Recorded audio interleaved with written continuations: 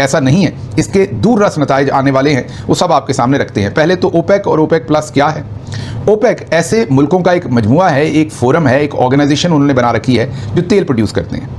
तेल की आलमी मार्केट के अंदर जो कीमत है, डिमांड और सप्लाई, जाहिर है अगर सप्लाई ज़्यादा हो जाएगी और डिमांड तो जितनी है, और अगर सप्लाई ज़्यादा हो जाएगी तो कीमत नीचे चली जाएगी।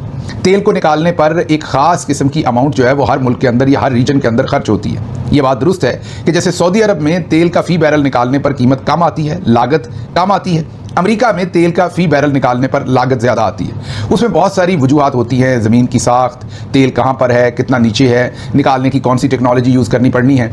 इसलिए ओपेक का जो फोरम है वो इसलिए बनाया गया कि जो तेल प्रोड्यूसिंग कंट्रीज़ हैं, जो ऑयल प्रोड्यूसिंग कंट्रीज़ हैं, उनके जो मफादात हैं, मतलब अगर तेल की कीमत फ़ी बैरल $30 से नीचे चली जाए, मैं एक एग्जांपल दे रहा हूँ, तो बहुत सारे मुल्क जो हैं वो तेल बेच ही नहीं सकते, क्योंकि तेल निकालने की उनकी कॉस्ट जो है वो ज़्यादा आएगी और उसकी बजाय जितने में वो बेच रहे होंगे उन्हें जेब से पैसे डाल के वो बेचना पड़ेगा।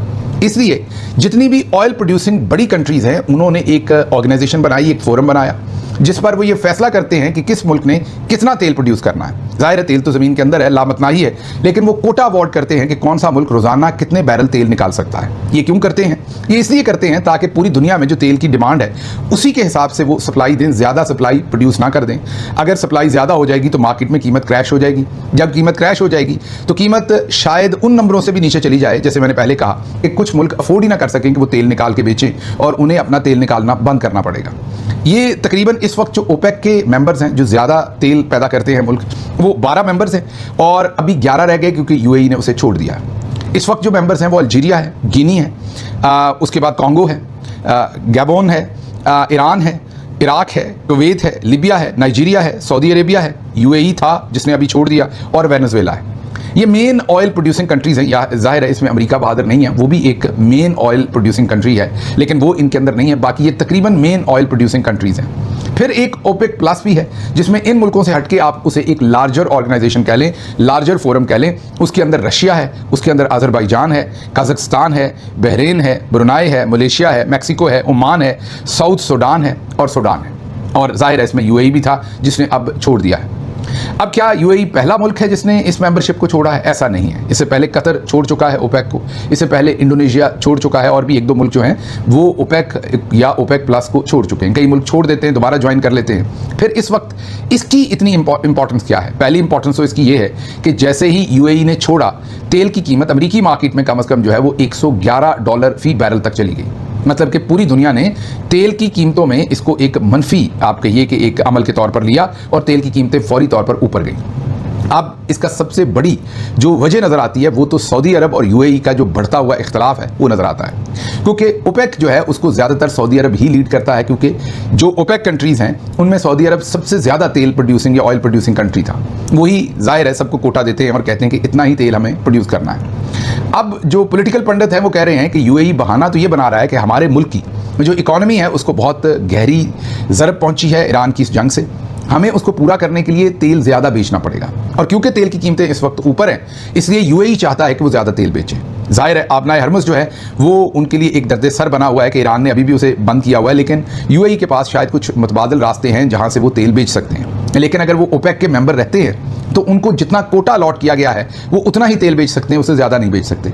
कीमतें क्योंकि ऊपर है, आपको मैंने एक दिन पहले भी कहा था कि पूरी दुनिया में ऑन एवरेज एक कीमत है जो तेल निकालने की आती है। जैसे सऊदी अरब में शायद $5-10 फी बैरल की आती हो, लेकिन अमेरिका में शायद वो कीमत फ़ी बैरल ज़मीन से निकालने की $35 हो। इसलिए जब $40, $45, $50, $60 के ऊपर तेल की कीमतें होती हैं तो मुनाफा तो होता है, लेकिन वाजबी सा मुनाफा होता है बहुत सारे मुल्कों को। जाहिर है सऊदी अरब को तो फिर भी ज़्यादा होगा क्योंकि उनकी लागत कम आ रही है, लेकिन बहुत सारे और मुल्कों को जो है वो लागत ज़्यादा आती है। इन मुल्कों की चांदी होती है जब तेल जो है वो $80 फी बैरल पर, 90 पर, 100 से ऊपर 120 तक भी गया हुआ है, तो इन मुल्कों की चांदी होती है और ये चाहते हैं कि तब ज़्यादा से ज़्यादा तेल बेचें। तो एक तो इसकी जहत यह है कि यूएई ये समझता है कि वो अगर इन दिनों में तेल ज़्यादा बेचे, जैसा कि पिछले दिनों हम आपको बता रहे थे कि जंग के दिनों में वो कहते हैं ना कि किसी की कमर टेढ़ी थी, उसको किसी ने पीछे से टांग मारी, उसकी कमर सीधी हो गई। तो ईरान को जो फ़ायदा हुआ था वो ये हुआ था कि वो 1.2 मिलियन बैरल योमिया, मतलब कि 12 लाख बैरल योमिया तेल बेच रहे थे। क्योंकि कीमतें ज़्यादा थी। जंग के दौरान ईरान के तेल पर पाबंदी भी अब ख़त्म हो गई, बहुत सारे मुल्क उनसे ख़रीद सकते थे, अमेरिका ने पाबंदियां हटा दी थी, इसलिए वो 20 लाख बैरल यौमिया बेचना शुरू हो गए। तो उन्होंने भी डबल ट्रिपल पैसा कमाया, क्योंकि कहाँ 60 रुपये पर तेल था, और क्योंकि ईरान पर पाबंदियां थी तो उनसे तेल भी लोग सस्ता लेते थे। 60 अगर आलमी मार्केट में कीमत थी तो ईरान को $47 या $46 फी बैरल पर बेचना पड़ता था, डिस्काउंट देना पड़ता था, क्योंकि उन पर पाबंदियां थी और ज़्यादा उनका तेल 90% ईरान का जो तेल है वो चाइना खरीद लेता था। तो ये जो जंग के दिन हैं इनमें मौजें लगी, क्योंकि कीमत ऊपर गई। रूस ने भी धड़ाधड़ तेल बेचा और ईरान ने भी धड़ाधड़ तेल बेचा, क्योंकि दोनों के तेल पर पाबंदियां जो है अमेरिका ने उठा ली। इसी तरह से यूएई पीछे रह गया, एक तो ओपेक का हिस्सा बनने की वजह से, और एक जाहिर है आबनाए हरमज़ ने भी उन्हें नुकसान दिया, और तीसरा उनके जो दूसरे नुकसान हुए वो तो लातादाद हैं, जो उनके मुल्क में बमबारी हुई, ड्रोन्स गए। तो अब यूएई ओपेक में से, मुझे पता है लंबी होगी बात, लेकिन ये हर तरह के हमारे साथ देखने वाले लोग हैं, कुछ जिनकी समझ बूझ इन चीज़ों में बहुत ज़्यादा है, कुछ की कम है, कुछ की बहुत कम है, तो सभी को साथ लेके चलना पड़ता है। तो अब यूएई का एक तो ये वजह, दूसरी वजह जैसे मैंने आपको बताया कि सऊदी अरब से उनके इख्तलाफात बहुत ज़्यादा बढ़ गए हैं, और अब वो वाज़े तौर पर एक किस्म की सऊदी अरब से दूरी इख्तियार कर रहे हैं। ओपेक से निकल जाना बहुत बड़ा एक मैसेज है कि वो अब सऊदी अरब के साथ मिलकर उस तरीके से कारोबारी शराकत या उस तरह की फैसला साजी इकट्ठे नहीं करना चाहते। अब आलमी मार्केट में अगर तो यूएई ने तेल ज़्यादा बेचा तो उससे इस खित्ते की जो सप्लाई होगी वो डिसरप्ट होगी, और कीमतों पर देखते हैं कैसे असर पड़ता है। जाहिर है अगर सप्लाई उन्होंने ज़्यादा कर दी तेल की तो कीमतें शायद नीचे आएंगी, लेकिन अगर उन्होंने कम कर दिया, अपने कोटे से भी कम निकालना तेल शुरू कर दिया, ये भी हो सकता है, तो फिर आलमी मार्केट के अंदर तेल की कीमतें और भी बढ़ जाएंगी। कुछ पॉलिटिकल पंडित कह रहे हैं कि यूएई चाहता है कि तेल की कीमतें और बढ़ें, दुनिया तंग हो, और फिर दुनिया ताकत का इस्तेमाल करके आबनाए हरमज़ को खुलवाए